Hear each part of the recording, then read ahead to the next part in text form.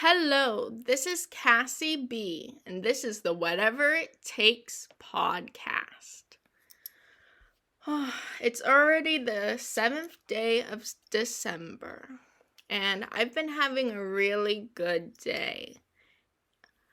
I just feel like I've gotten a lot done, and I feel like I have a lot of energy, and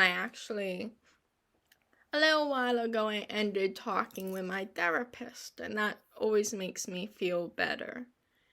Yeah, it's just good to be able to talk to someone who you don't really have to worry you're offending, because their job is to listen to you and give you advice, and it's really, really a beneficial thing.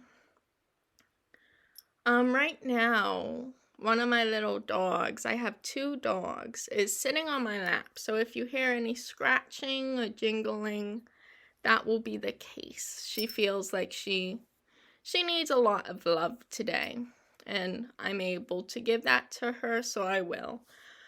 Yeah, I just feel like today I have a lot of energy, and yeah, it feels nice when you have one of those days. And I actually didn't get a lot of sleep last night because I was filling out a lot of resumes and applying to a lot of, different jobs because I hope to have a job soon. And that always takes a lot of time. If you're doing that, I would recommend you, especially nowadays, everything's online. I recommend that you put into your mind that each job you apply to is going to be like an hour long. So that would be filling out your stuff. If you don't have your resume in order, you have to do that. Yeah, doing all these things. And then a lot of companies, especially if they're big companies, big corporate companies, they're going to ask you to fill out all these, things after you apply, like, personality tests and jobs, things to make sure you can do the job you're applying for. So those always take a long time. So think about that if you're applying to a job. Yeah, so other than that, I just feel like I've had a great day of just figuring out, what's important to me and kind of, learning about myself. And I feel like that's something you do a lot when you have a therapist, and they're able to help you realize things and figure things out that you might, know about yourself, but you haven't come to terms with yet. So, yeah, I'll talk about that more later. Something that I find interesting. Somebody said to me, well, I'm gonna be babysitting child watching some kids this week. And I saw their parents, and their parents said, I don't have to bring anything over while I watch them, because usually I'll bring them a gift or something, but, it just happens like that. I never intentionally think, oh, I'm gonna buy them a gift. I just see something they like, and I think, oh, that's not very much. I will get that. It's not that expensive. It's something I already have, so I think, I can do that. I can get them this, and they'll probably really like it. And it just happens kind of naturally. I don't force that to happen. I don't say, I need to buy gifts. I need to buy Christmas gifts. I need to buy birthday gifts. If it happens, it happens. Because I think it's more important to get something somebody will really like. Something that you think they might like, instead of forcing yourself to stress out over it. It's so nice to give gifts to people, but for me, I like spending time with people. I like, you know, just being with people is wonderful. So they were saying, they asked me, "Is that your love language?" And I was like, "Oh, what's that?" And they were like, how some people's love languages, there's like 5 love languages. And some people's love languages are like words of affirmation or acts of service or visit quality time and things. So I thought I would, because that really was really interesting to me. So I thought I would go over the 5 love languages and really, I guess, just kind of tell myself what they feel to me and how, like, which one I usually, you know,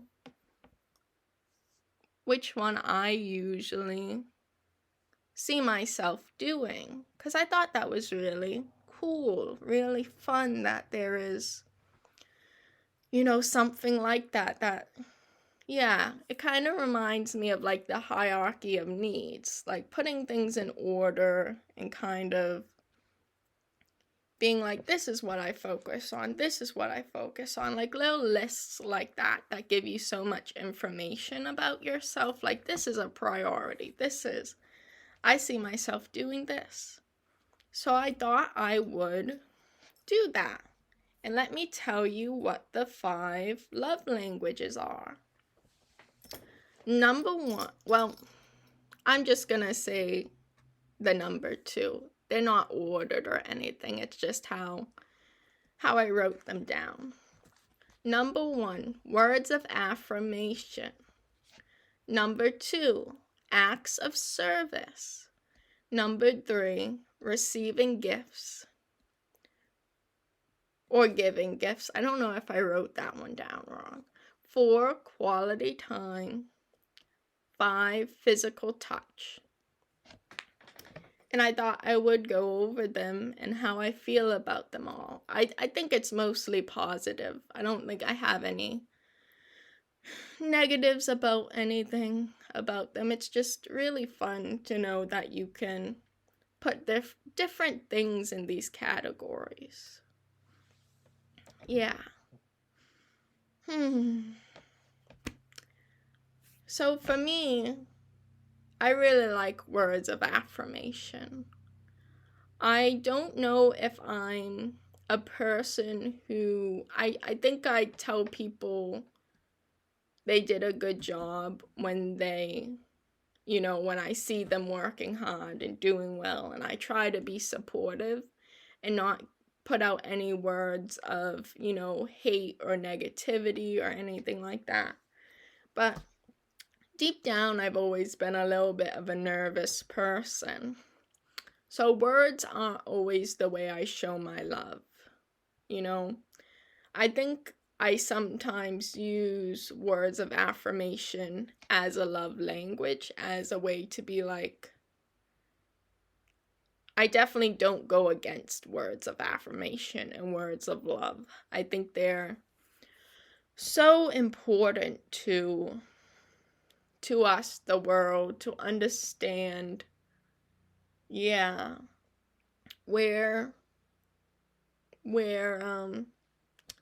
how we value other people. But also, words can be really difficult because we can say something as a positive and it can be twisted into a negative. And, that doesn't always happen, but it does sometimes. And if you are a little bit nervous and you don't really know exactly how to, feel like you're a charismatic person, feel like you're somebody who gives enough love to people, it can be hard. So that's kind of where I stand for words of affirmation, because I definitely do use them, and I try not to say bad things to people or hurt people, but I don't think it's my number 1 love language. And acts of service is the next one. And for me, I can definitely see this as a way I express my love. You know, whenever anyone I know says they need help, well, not says they need help, but maybe I see someone who needs help, or I see that they're looking for volunteers for this program. I'm always, if I do have the time and the ability to help, I always want to, because I always get a lot out of it. And usually the person you're helping, you can see that it really showed your love by doing that. So I really like that too, because act of service can be such a big, broad, range. It can be so much. Like, any of these can be so widespreading. For me, acts of service, yeah, it can be a small thing or a really big thing. And even one of them is so important. I would like to actually talk about something that I heard somewhere, a little story that I think is so powerful. It has to do with like how one small act can change everything for one person's life. The story goes there was a big wave in the ocean, and this wave caused all the starfish, so many starfish from the ocean, to wash up on shore. And there was hundreds and hundreds of starfish that washed up all over the beach for miles. And this little boy in his bucket, he went out to, try to save these starfish, try to collect these starfish. And his father comes along and says, "There's no way you're gonna be able to save them all. So why do you even try, son?" And the son says, But if I can save the one, it means so much to that one. The small things you do for the one will spread, It will spread. 'Cause that one person realized what you were doing for them. They realized your love, and you showed it to them. And that one person may go out and do so much for somebody else. It's the one things. We can never hope to save everyone or help everyone or do everything we want to do before our time is over. But what we do in the now for one single person may change their lives forever. And I definitely think acts of service is a great way to do that. When you volunteer, when you hand out food for people, when you give people a place to calm down, it's in our lifetimes we can never hope to be the change that saves the whole world. But our little acts of faith and our little acts of courage and doing the things that we're scared to do, but can change somebody's life, And that's kind of how I want to live my life. It's not about saving the whole world. It's not about those things, but it's about the one person you can help today and change their lives a little. Because so many people in my life have done things like that for me, and they might not even realize it, and maybe at the time I didn't realize it either, but yeah, it's the little things that change the world and change a life.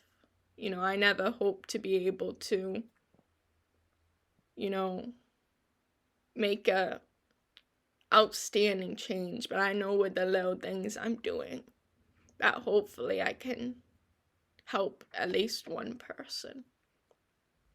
So that's a story that really, really stuck with me. A really beautiful story about the starfish that washed up on the beach and the little boy.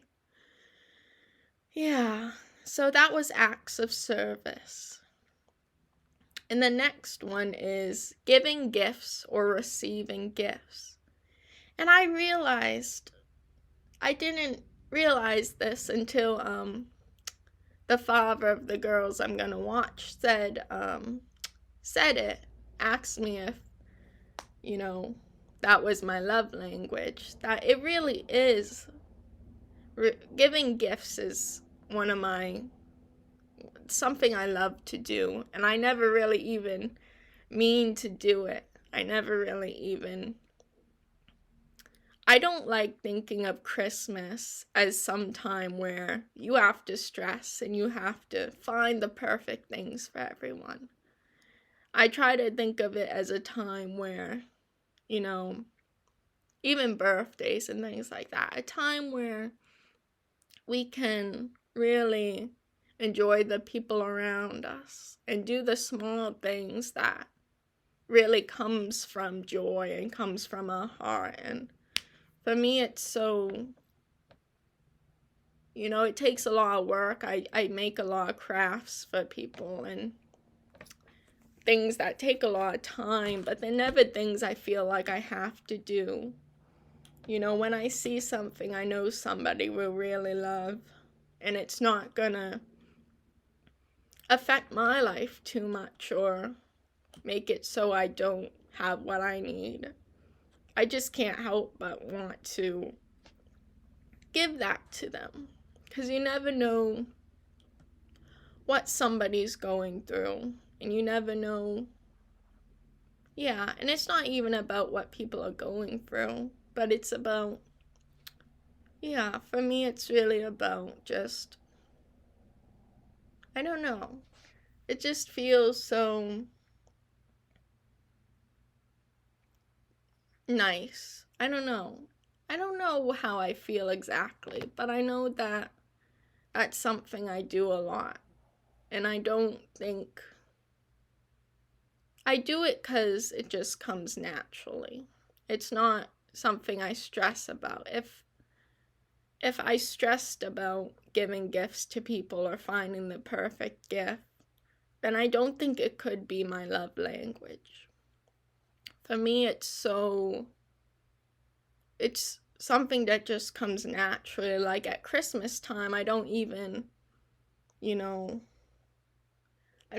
think about,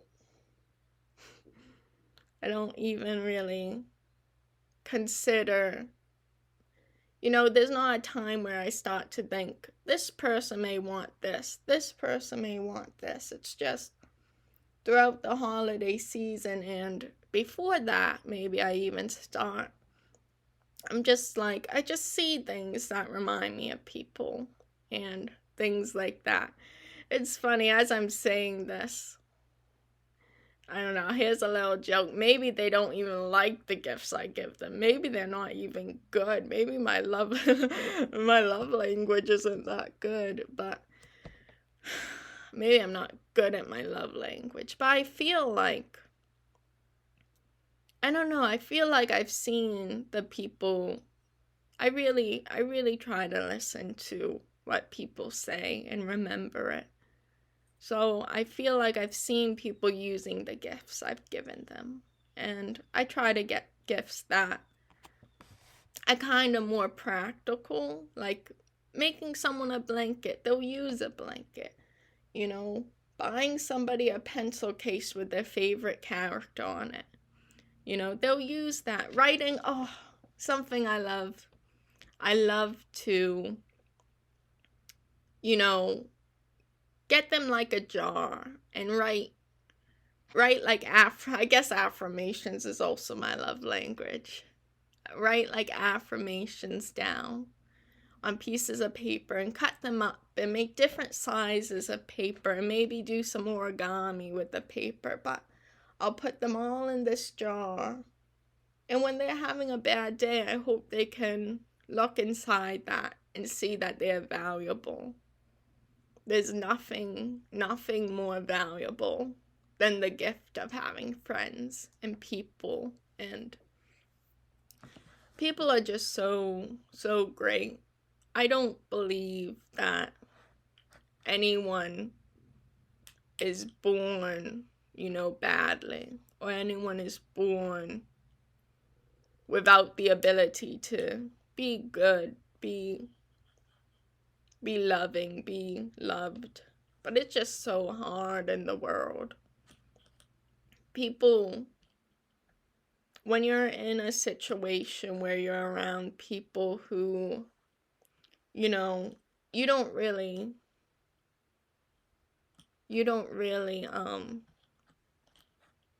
you think differently than these people, but you also have to be around these people most of your life. And they do some things that, you don't think are right. When you're in that situation and you can't get out of it, you have to either choose to become more like those people to survive, or choose to try to get away, try to change, try to do whatever you can to not be like them. So it's really, really hard.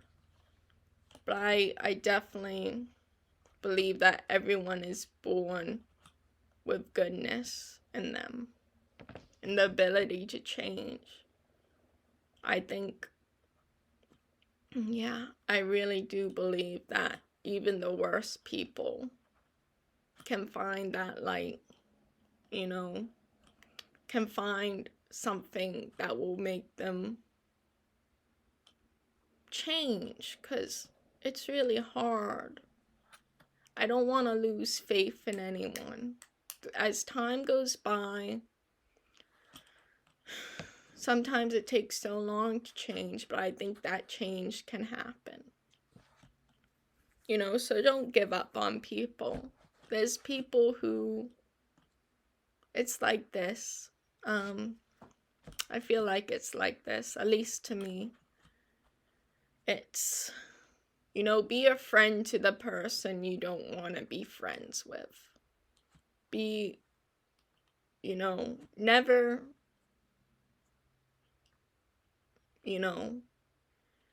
it's hard to be close to people you don't like.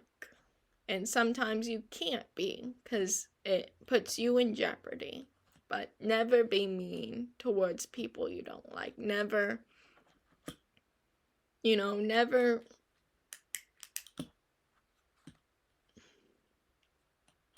Yeah, if you have the ability, try to be the bigger person. Yeah. So that's how I feel about receiving gifts and giving gifts. My doggy's purring. Oh, so good. I love my dogs the most out of anything in my life. 4, I like how all these love languages kind of intersect with each other. Like 4 is quality time. And that's kind of like acts of service, because you're giving your quality time, the time that you could just relax, do other things, but you're deciding, no, I really want to give it to you, or I really want to help with that thing. And I think quality time helps to really build relationships. And sometimes it can be the shortest period of time. It can be just writing a text to someone and saying, how are you? I miss you. And doing things like that, it doesn't really have to be even with the person, or just writing a card and saying, thank you, you've done a lot, you really touched my life. Things like that, or just stopping by and bringing people Christmas cookies and making sure they're okay when they've lost somebody, or you may feel like you don't really know how they are, and just kind of making sure you kind of understand and kind of, yeah, listening to people. Listening to people is so nice. So quality time is really important, and it's a gift. It's really a gift. Number 5, physical touch. For me, I really enjoy like hugging people. I really enjoy receiving hugs. But for me, I'm also a very closed off person in a lot of ways. So for me, it's kind of like, if somebody else doesn't initiate, the hug, the touching, then it will be like a good 2 years before I do. But if somebody, hugs me first, then I will definitely reciprocate that. I love hugs. I love just being close with people. There's nothing in the world that is better than, like, I know some people don't like it, but a nice tight hug, embracing someone, with your love. Yeah, it's so nice. So that's how I feel about the 5 love languages. I'm really, really so happy. It's so good to learn and grow, and been doing a lot. I've really been. Something I realized about this podcast is I will never, ever, ever run out of things to talk about. Like, there'll definitely be times when I feel a little stumped about, what should I do? How do I make it fun for me? But the world is so, so endless. I think it was something Robin Williams said, in an interview. I think they asked him, do you ever think you're gonna run out of topics to make jokes about, or, things to make jokes about? And he said, something around the lines of like, as long as, I'm alive, there'll always be something to talk about. There'll always be something to make a joke about. As long as I'm experiencing, life. And that really something that stuck with me, because it's so true. We tend to be afraid that the last time we do something good, it will be the last time. We'll run out of ideas, but that will never happen. So I don't have to be afraid, even though sometimes I will be. Other than that, some fun things that I'm gonna do soon. I really want to bake cookies in this month and give them to some of my friends and people I really love. And yeah, so I'm really gonna try to do that. If not, I will buy some cookies and give them to people I really love. But that's not as fun for me. Yeah, so that's something I'm really looking forward to. I wanted to, in November, make a practice batch so I knew the recipe I'm using will be fine, but time goes by so quickly. So I'm going to try to do it in December. So if you listen to this podcast, I'd like to thank you for listening. I was talking yesterday about making it 15 minutes, but until things change in my life, I'm going to continue with 30. And this has been the Whatever It Takes podcast.